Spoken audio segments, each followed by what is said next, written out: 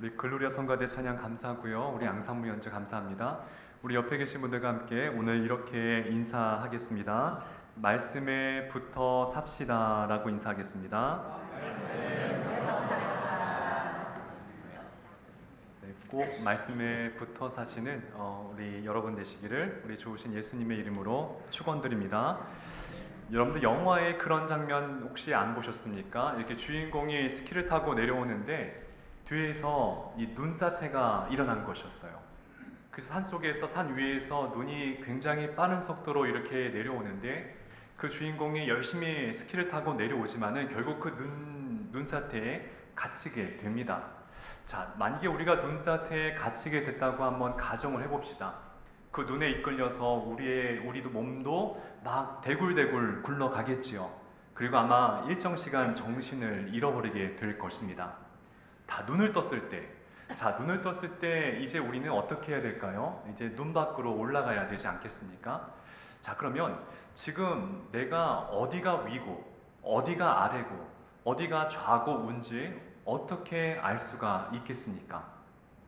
지금 난 정신이 없어요. 나는 지금 눈 속에 갇혀 있는데 내가 눈을 떠보니까 어디가 위인 줄 모르는 거예요. 또 어디가 아래인 줄 모르겠는 거예요.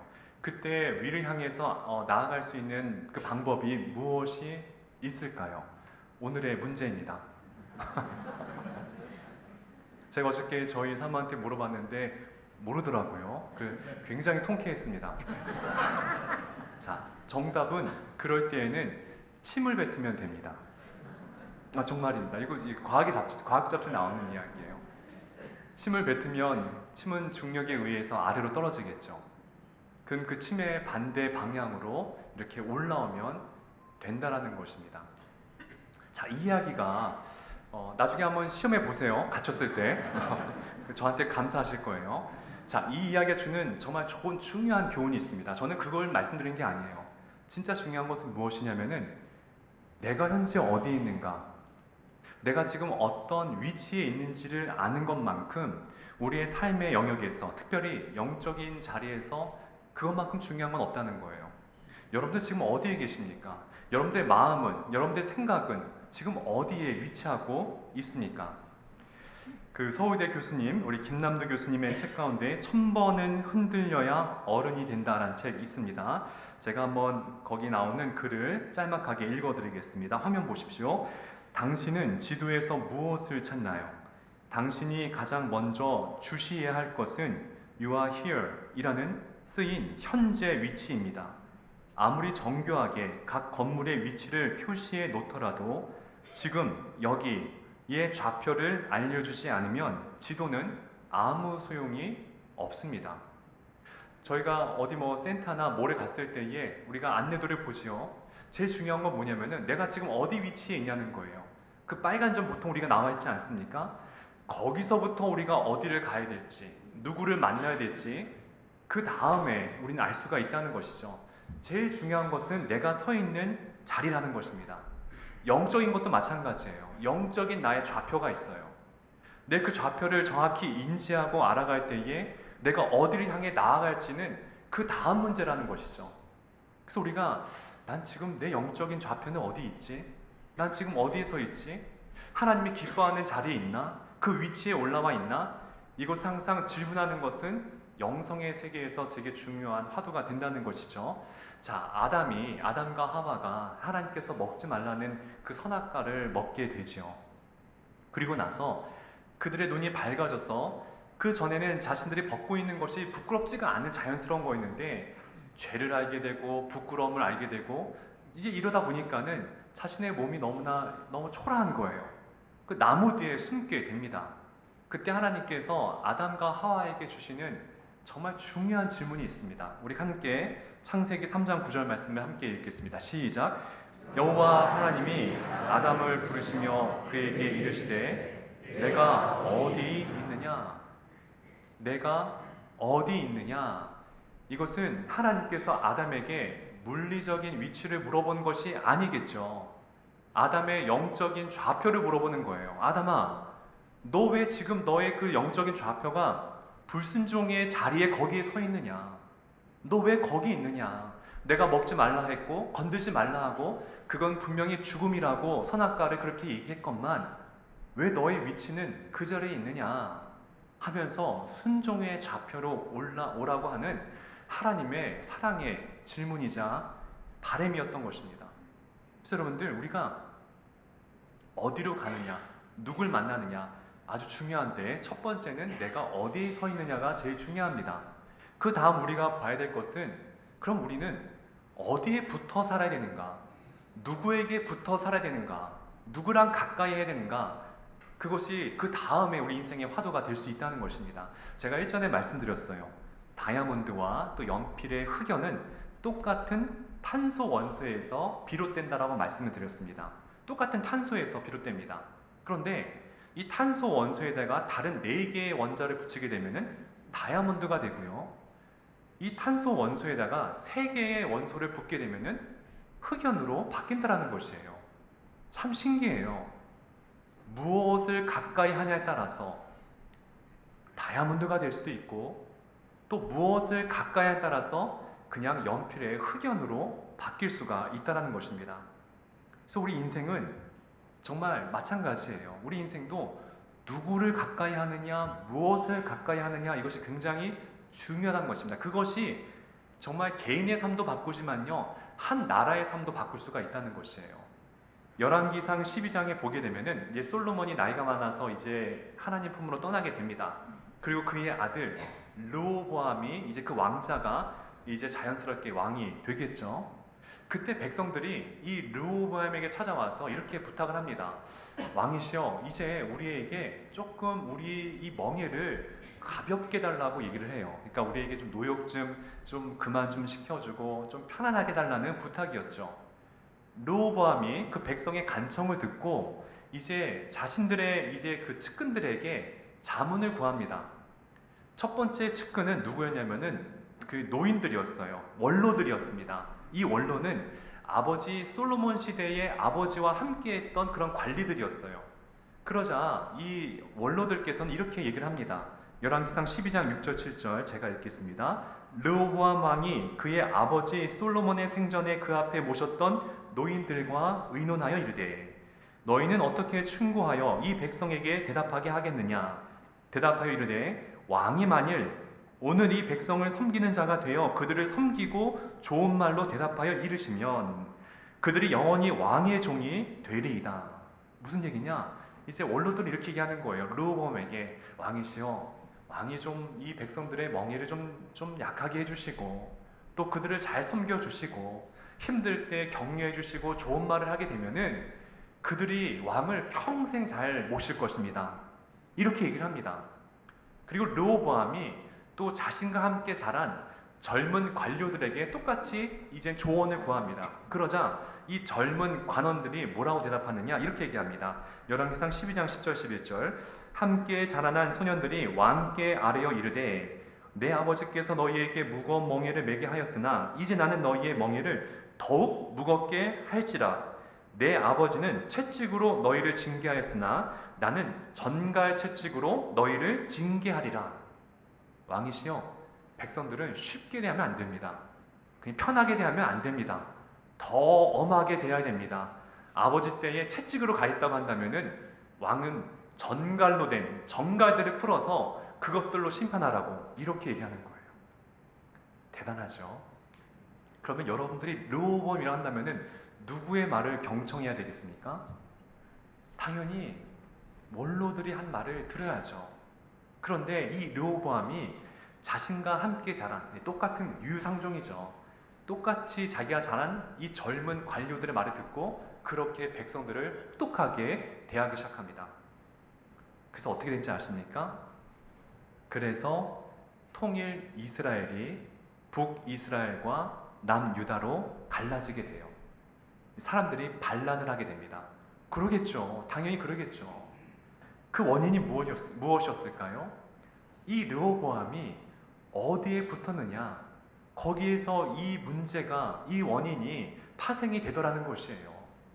우리가 어디에 붙어 있느냐, 이것이 그 한 사람의 개인의 문제뿐만이 아니라 그것이 나의 가정, 나의 기업, 나의 회사, 나의 학교, 더 나아가서 이 나라에 정말 나라를 세우고 허물게 되는 그러한 결과로까지 이어질 수가 있다는 것입니다. 자, 그래서 여러분들, 믿음이란 무엇이냐? 내가 어디에 붙어 있냐는 것이에요. 무엇에 붙어 있는 것이, 그걸 아는 것이 믿음이라는 것입니다. 예수님께서 그 말씀하셨죠. 포도나무와 가지의 비유를 말씀하셨습니다. 우리 함께 요한복음 15장 5절 말씀 읽겠습니다. 나는 포도나무요 너희는 가지라. 그가 내 안에 내가 그 안에 거하면 열매를 많이 맺나니 나를 떠나서는 너희가 아무것도 할 수 없음이라. 그 말씀을 하는 거예요. 얘들아, 너희들은 가지야. 너희는 언제까지나 하나님 이 나무에 꼭 붙어 있어야 돼. 그래야지만이 열매를 맺을 수가 있어. 그런데 너희가 자유를 찾아서, 너희가 자유가 그리워서 그 나무 곁을 떠나게 되면은 그때 잠깐은 자유로울 수 있지만은 결과는 말라 비틀어지고 죽게 되는 거야. 그 말씀을 하시는 거예요. 정말 그렇지 않습니까? 우리가 말씀이 때론 우리에게 부담이 될 때가 있어요. 이거 하지 마라, 저거 하지 마라, 뭐 하지 마라. 뭔가 나를 옥죄는 것 같아요. 근데 말씀을 떠났어요. 하나님 떠났어요. 교회를 떠났어요. 너무 자유로운 거예요. 먹고 싶은 거 마음껏 먹고, 마시고 싶은 거 마음껏 마시고, 피고 싶은 거 마음껏 피고, 도박도 해보고, 너무나 좋은 거예요. 근데 결과가 무엇이었을까요? 영혼이 피폐해지고 메말라지고 허물어지는 것밖에 없다라는 것입니다. 그 이야기가 누가복음 15장에 있는 탕자의 비유의 이야기와 똑같다라는 것이죠. 그래서 여러분들, 어디에 붙어 있느냐가 그게 진짜 믿음을 알 수 있는 시금석이 된다라는 것입니다. 이제 오늘 본문의 말씀을 들어와서 오늘 시편 119편의 이 기자는, 이 시인은 어떤 이유인지는 모르겠지만, 나와 있지는 않지만 영적으로 지금 굉장히 다운돼 있습니다. 굉장히 침체되어 있어요. 굉장히 슬픈 일에 마주했던 것 같고요. 굉장히 고난에 처했던 것 같습니다. 그래서 내가 왜 이렇게 왜 이렇게 힘들게 살고 있지? 한번 그것을 알아보니까는 자기가 어디에 붙어 있었기 때문에 참 내가 고난이었구나, 이것을 깨닫게 돼요. 그리고 그것을 내가 다른 곳으로 붙게 되자 그 영혼이 살아나는 것을 오늘 시편 119편의 말씀에서 우리에게 보여주고 있다는 것입니다. 자, 그러면은 이 시인이 고난에 있을 때에 어디에 붙었기 때문에 고난 가운데 있었느냐? 우리 함께 오늘 읽었던 시편 119편 25절 말씀에 한번 보겠습니다. 시작. 내 영혼이 붙었사오니 주의 말씀대로 나를 살아나게 하소서. 자, 여기서 두 가지 단어를 마음속에 기억하셔야 되는데요. 첫 번째는 진토란 단어이고요. 하나는 붙었다라는 이 동사가 굉장히 중요합니다. 이 붙었다라는 이 히브리 말은 다바크라는 단어인데요. 이것은 내가 어떤 것과 짝 밀착해 있는 것을 말하는 거예요. 그런데 그 밀착이라는 것은 내가 육체적으로 밀착된 것도 있지만은 내 생각과 마음과 모든 삶의 태도가 그것과 밀착된 것과도 의미하는 것이에요. 이것이 어디 나와 있냐면은 그 유명한 룻기 1장 14절에 이제 룻이 그리고 그의 시어머니죠, 나오미와 함께 모압 땅에서 살 때에 그때 이제 오르바라는 또 다른 이 며느리가 있었죠. 오르바의 남편, 그리고 룻의 남편, 또 다 세상을 떠나게 됩니다. 그리고 시어머니 나오미의 남편도 세상을 떠나게 돼요. 정말 이 비슷한 시기에 세 명의 남자가 다 세상을 떠나게 됩니다. 그때 시어머니 나오미가 안 되겠다. 나는 내 고향인 베들레헴을 돌아갈게. 너희들은 모압 여인이니까 그냥 이 땅에서 너희들 제가하면서 잘 살아. 이렇게 얘기합니다. 그때 오르바는 남게 되고요. 이 룻은 시어머니 나오미 쫓아서 베들레헴으로 쫓아오게 되죠. 자, 그때 룻기 1장 14절에 뭐라고 써 있느냐? 제가 읽어드릴게요. 오르바는 그의 시어머니에게 입 맞추되 룻은 나오미를 붙쫓았더라. 붙쫓았더라. 이게 다바크예요. 자, 룻의 인생이 바뀌게 된 결정적인 계기가 무엇이냐면은 이 룻이 하나님과 붙었기 때문에 그것이 된 것이었어요. 오르바는 모압의 신, 이 그모스 신에게 붙었다고 한다면은 이 룻은 그러지 않았습니다. 시어머니의 하나님, 내가 그 하나님을 끝까지 섬기겠다라는 그 붙겠다라는 믿음을 내가 함께하겠다라는 그 결정이 한 여인의 인생을 바꾸게 되는 역사로 나타났다는 것입니다. 자, 그래서 어디에 붙는지가 굉장히 중요하고요. 또 여기에 이 시인이 그런데 어디에 붙었냐면은 진토, 이 진흙입니다. 진토, 진흙에 붙었다라고 얘기하고 있습니다. 그러면 이 성경에서 상징하는 이 진흙이 무엇일까? 진토가 무엇일까? 보통 성경에서 이 진토는요, 고난과 수치, 저주와 멸망과 무력감을 상징하고 있습니다.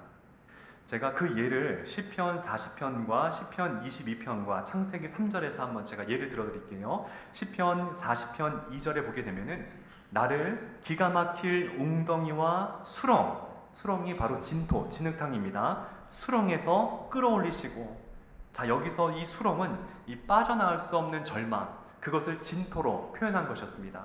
또 시편 22절에도 또 주께서 또 나를 죽음의 진토 속에 두셨나이다. 여기서도 그 흙은, 진토는 인간의 연약함과 유한성을 의미하는 거죠. 또 세 번째, 창세기 3장 19절에 너는 흙이니 흙으로 돌아갈 것이니라. 이건 누가에게 주신 말씀이죠? 아담에게. 여러분, 아담의 뜻이 무엇일까요? 흙입니다. 그러니까 흙은 죽음을 상징하고 인생의 한계를 예표하는 거예요. 자, 그러니 지금 시인은 어디에 딱 달라붙어 있습니까? 자신의 고난과 자신의 상처와 그 수치 가운데 좀 달라붙어 있는 거예요. 빨리 그 상처를 벗어나야 되는데 여전히 지금 상처 속에 갇혀가지고 앞으로 전진하지 못하고 있는 시인의 마음을 지금 시편 119편에서 나오고 있는 것입니다. 여러분들, 상처 없는 인생이 어디 있습니까? 물론 다 정말 우리가 정말 진짜 이해할 수 없는 고난을 맞이할 때가 있고요.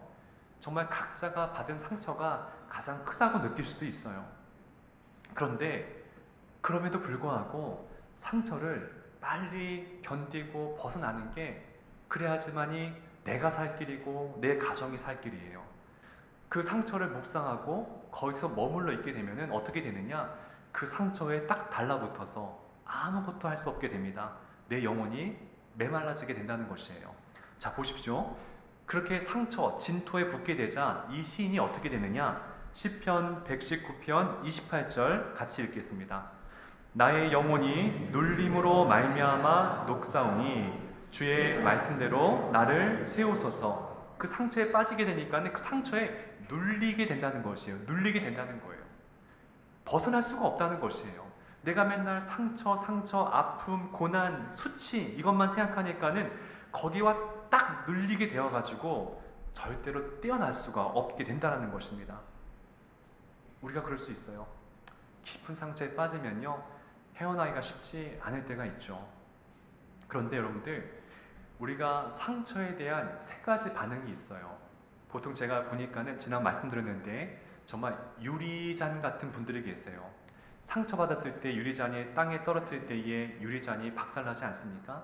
그런 것처럼 내가 큰 상처를 받았을 때에 다시 붙지 못할 만큼 내 인생이 산산조각 나는 분들도 계시더라고요. 너무 안타까워요. 또 두 번째는 진토와 같이 상처에 반응하는 분들도 계세요. 찰흙을 위에서 떨어뜨렸을 때 그 진흙이 바닥에 착 달라붙어서, 오늘 말씀의 이 시인의 모습이죠. 착 달라붙어서 거기에 엉겨붙여서 헤어나지 못하는 거예요. 떼어지지 않는 거예요. 그런데 하나님은 저와 여러분들에게 상처에 있어서 어떤 반응을 원하시느냐? 공과 같이 상처를 디딤돌 삼아서 다시 튀어오르는 삶을 원하신다는 것이에요. 그런 분이 계세요. 상처가 힘들고 어렵죠. 하지만 정말 그 상처를 디딤돌 삼아서 다시 비상하는 분들도 분명히 있다라는 것입니다. 그런 능력이 있어야 돼요. 그런 마음의 힘이 있어야 된다는 것입니다. 우리 예전에 그 베스트셀러 가운데에 회복 탄력성, 우리 김주환 교수님의 책 굉장히 열풍을 일으켰죠. 이 회복 탄력성이란 것은 자신에게 닥치는 온갖 역경과 어려움을 도약의 발판으로 삼는 것을 이야기합니다. 성공이라는 것은 어려움이나 실패가 없는 상태가 아니라 역경과 시련을 극복해내는 상태를 말하는 것이죠. 자, 책에 보게 되면은 어떻게 하면은 회복 탄력성의 능력을 얻을 수가 있는가? 제가 짧게 이 세 가지를 제가 적어 왔는데요. 이렇게 써 있습니다. 화면 보십시오. 인생은 피할 수 없는 고난의 연속이다. 하지만 그 어떤 사람은 쉽게 무너지고 어떤 사람은 더 강해진다. 그 차이를 만드는 것이 회복 탄력성이다 라고 하면서 이 저자는 크게 세 가지를 제시하는데요. 첫 번째는 자기 조절 능력이래요. 자기 조절 능력. 감정을 다스리는 힘이 있을 때에 회복할 수가 있대요. 자기 감정을. 두 번째는 긍정성이래요. 자신에게 희망을 줄 수 있는 사람. 내가 아무리 어려워도 잘 될 수 있을 거야. 할 수 있어. 이런 긍정의 마음을 줄 수 있는 그 능력을 가진 사람이 회복 탄력성을 이룰 수가 있다고 합니다. 세 번째가 대인관계 능력이래요. 관계의 힘이래요. 여러분들, 우리 아이들이요, 정말 그 아이 한 사람을 믿어주는 어른이나 친구 한 사람만 있어도 무너지지 않는데요. 그래서 관계가 힘을 준다는 것입니다. 자기 조절 능력, 긍정성, 대인관계 능력, 다 맞는 말 같아요. 좋은 말 같아요. 그럼 저는 이 글을 읽고 전 질문을 했어요. 자, 그러면 이 책이 나오지 않았던 5,000년 전, 3,000년 전에 다윗과 요셉과 베드로는 어떻게 그 절망의 자리에서 공처럼 튀어오를 수가 있었냐는 거예요. 어떻게 그들은 이 책을 읽지 않고도 회복 탄력성의 능력을 얻을 수가 있었냐는 거예요. 궁금하지 않습니까? 사실 고난이라고 한다면은 다윗만큼 고난받은 사람이 없었고, 요셉만큼 고난받은 사람이 없었고, 베드로도 예수님 부인하면서 얼마나 좌절 가운데 있었습니까? 근데 그들은 그 어려운 공간을, 그 어려운 상황을 디딤돌 삼아서 다시 공처럼 튀어오를 수가 있었어요. 알고 보니 이미 이 회복 탄력성의 책 있는 이 내용들이 이미 성경 속에 다 있더라고요. 제가 찾아봤어요. 잠언서 25장 28절, 자기의 마음을 제어하지 아니하는 자는 성읍이 무너지고 성벽이 없는 것과 같으니라. 솔로몬이 이미 수천 년에 얘기를 했어요. 자기 마음을 다스리지 못하면 성벽이 없는 것과 똑같다. 그러니 마음을 잘 다스려라. 이 말씀을 그 예전에 했다라는 것이죠. 또 보십시오. 긍정성에 대한 말씀 어디 있느냐? 예수님이 우리에게 뭐라고 말씀하십니까? 너희 믿음대로 될지어다. 너희 믿음대로 될지어다. 그러니 좌절하지 말고 항상 긍정의 믿음을 가져라. 예수님이 예전에 하신 말씀이었어요. 또 관계적인 부분, 대인관계 능력. 하나님 말씀하십니다. 내 이웃을 내 몸같이 사랑해라. 여러분들 사랑받고 싶습니까? 받고 싶은 만큼 그들에게 사랑을 전해주면 돼요. 굉장히 심플합니다. 굉장히 간단해요. 굉장히 단순합니다. 어렵지 않습니다. 사람에게 사랑받고 싶은 거, 그 받고 싶은 사랑처럼 대하면 되는 거예요. 이 이야기가 이미 수천 년 전에 다 주님께서 하신 말씀이었고, 그것을 그 말씀대로 실행한 다윗과 요셉과 베드로는 이미 회복 탄력성을 이미 얻을 수가 있었다는 것입니다. 자, 그러므로 오늘의 시편 19편의 이 저자가 어떻게 자신의 영혼이 살아나느냐, 그 진토에서 붙었던 그 영혼을 어디에 붙이느냐, 하나님 말씀에 붙이기 시작합니다. 그때부터 살아나기 시작해요. 오늘 말씀 시편 119편 31절 같이 읽겠습니다. 내가 주의 증거들에 매달려 싸우니 여호와여 내가 수치를 당하지 말게 하소서. 자, 여기서 주의 증거들이라 함은 하나님의 말씀을 의미하고요. 여기서 매달렸다라는 것은 아까 말한 다바크, 붙었다라는 똑같은 단어를 쓰고 있습니다. 그러니까 시인이 내가 정말 고난과 좌절에 있을 때에는 내 마음이 메말랐는데 이제 하나님의 말씀 가운데 붙게 되자 점점 내 영혼이 살아나게 되더라는 것입니다. 그럼 또 질문이 있습니다. 저는 어렸을 때 뭐가 궁금했냐면은 하나님의 말씀이 능력이래요. 근데 이 말씀을 읽는다고 나에게 실질적인 무엇이 나에게 주어진지 전 정말 궁금했거든요. 근데 말씀에 보니까요, 첫 번째 하나님의 말씀을 묵상하게 되면은 하나님이 내가 지금 오도 가도 가지 못하는 그 자리에 있는 위치에서 길을 보여준대요. 길을. 우리 다시 119편 26절 제가 읽겠습니다. 내가 행위를 아뢰매 주께서 내게 응답하셨으니 주의 율례들을 내게 가르치소서. 자, 이 행위라는 이 단어가 번역이 조금 약한데 이 데레크란 단어는 길이란 뜻입니다. 그러니까 이것을 의역하게 되면 이런 얘기예요. 내가 여호와께 내 길을 물어봤더니 여호와께서 내게 그 길을 응답하셨다는 뜻입니다. 여러분, 우리가 왜 인생이 어렵습니까? 내일 어디로 가야 될지, 내 인생이 어디로 흘러갈지 모르기 때문에 그게 힘든 거예요. 그런데 내가 말씀에 붙어서 하나님께 물어보게 되자 하나님께서 나에게 그 길을 보여주더라는 뜻입니다. 이게 말씀의 능력이라는 것이에요. 이뿐만이 아닙니다. 하나님께서 길만 보여주는 게 아니라 실질적인 능력을 행사하시는데요.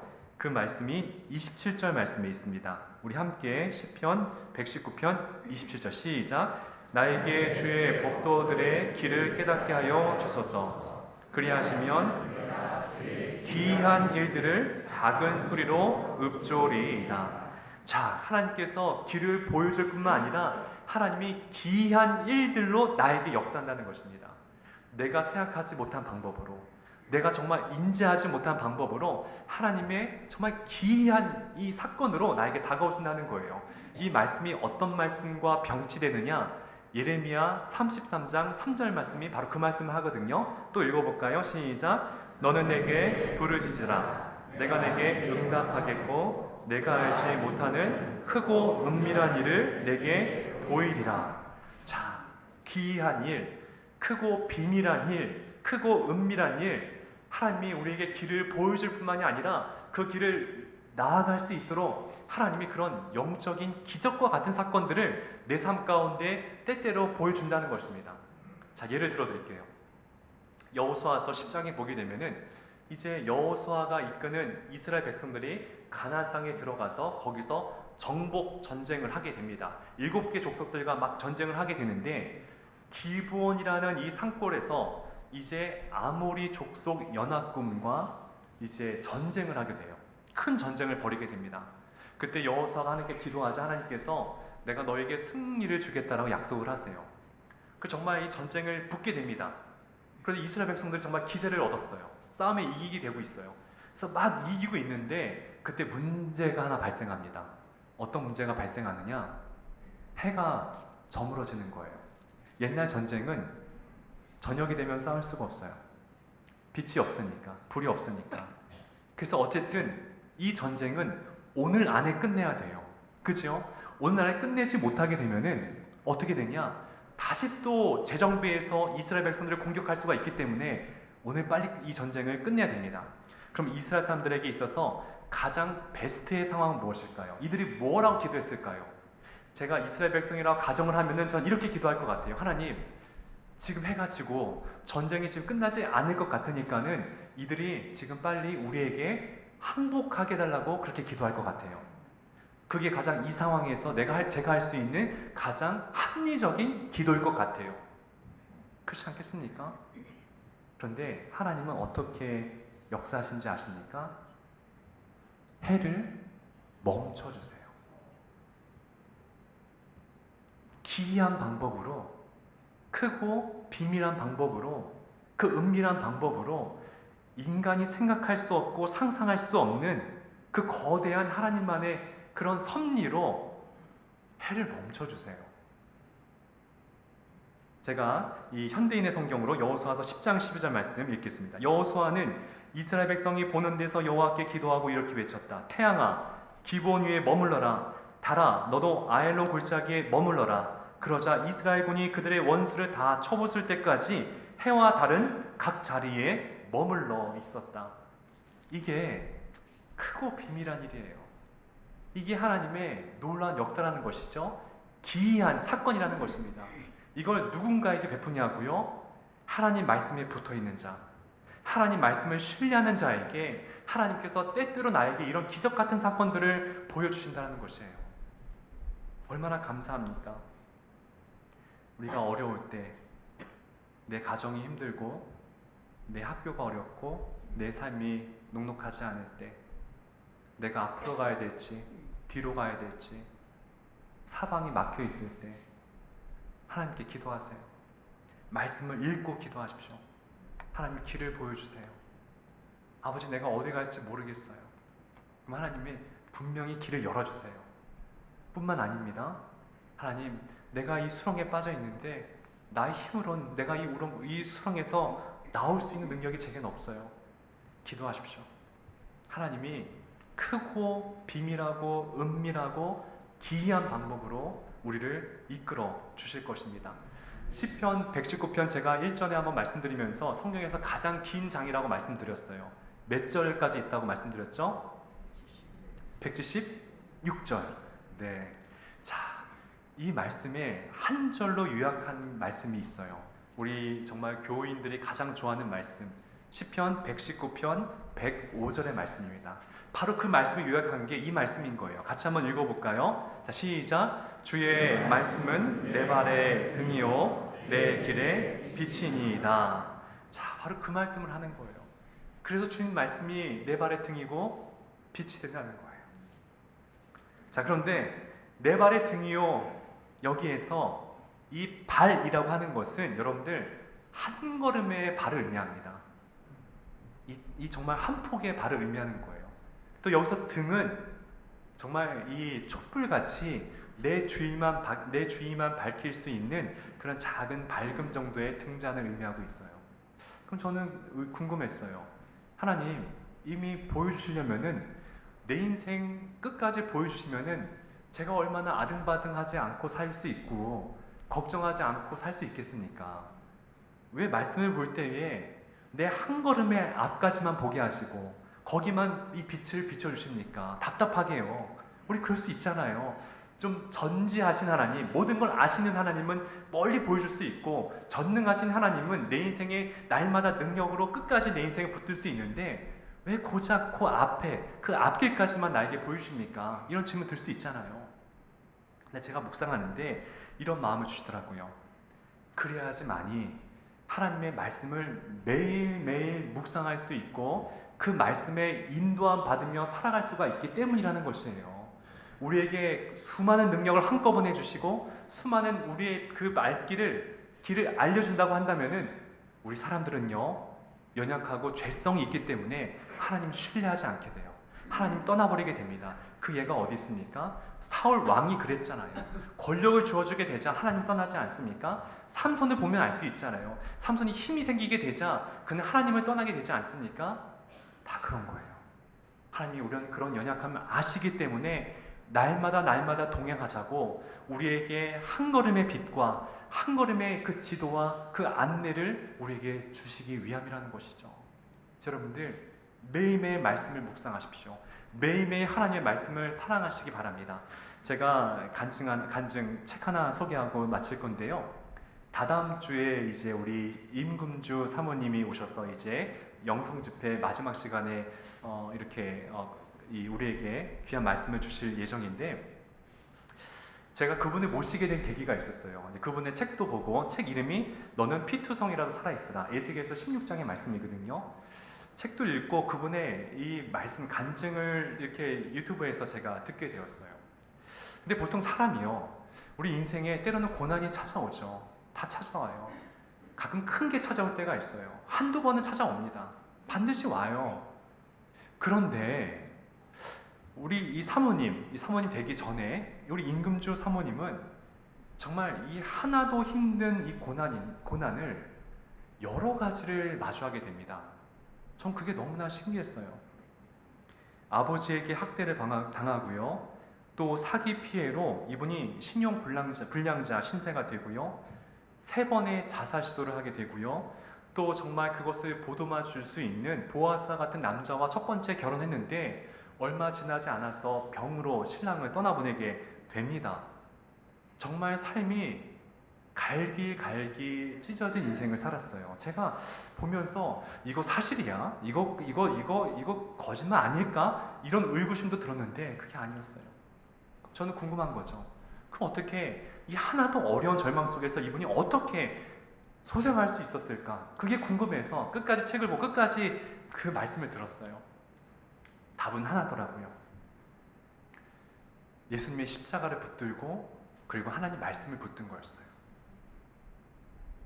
다른 게 아니더라고요. 결국은 다른 것도 의지하고 다른 사람도 의지하고 방법도 의지했는데 이분이 결국 붙든 것은 예수님의 십자가였어요. 그 하나님 말씀이었어요. 그리고 에스겔 16장 6절 말씀을 읽으면서 그 말씀 마음속에 새깁니다. 우리 같이 한번 읽어봤으면 좋겠어요. 시작. 내가 내 곁으로 지나갈 때에 내가 피투성이가 되어 발짓하는 것을 보고 내게 이르기를 너는 피투성이라도 살아있으라. 다시 이르기를 너는 피투성이라도 살아있으라 하고, 이 말씀을 읽을 때에 그래, 내가 피투성이라도 살아있어야지.